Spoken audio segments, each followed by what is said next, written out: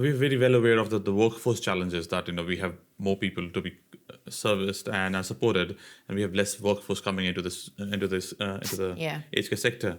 So, what are the issues or solutions have been implemented, or what are they been talked about on solving that challenge?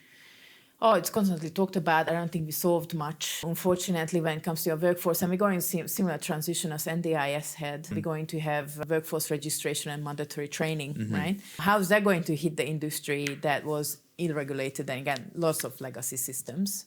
We were very lucky because we started training our staff to at least have bare minimum level certificatory, and other than a couple who are into retirement, really everybody got on board, and we have fully trained workforce, which is really, really great to see. It made a difference to service delivery. So I think those are all positives when it comes to the aged care reform. But it's just harder and harder for the multicultural service delivery, because the reality is, until now, and across any organization I talk to who are coming from multicultural perspective because they were established by the multicultural communities, they were an investment from multicultural communities into their future of aging, right? All of them rely on first generation migrants. So they are the top of the pyramid, right? First generation of migrants, because they are the closest one to the clients when it comes to language and culture.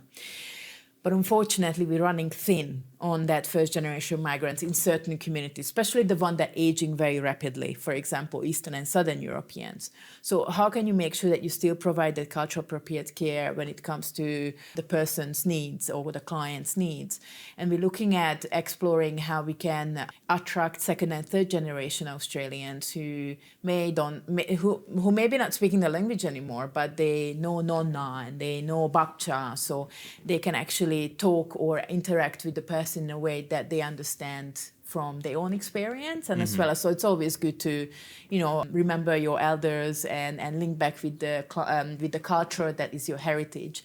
So we're hoping to look into working with that, as well as obviously training up the staff and making sure that the industry has the relevant level of skill set. We're having issues when it comes to bringing people in to visa systems. We tried, but the aged care agreement, labor agreement, is extremely difficult unless you're a big, rich provider, in my humble opinion. It's not necessarily designed, and definitely not designed for multicultural needs.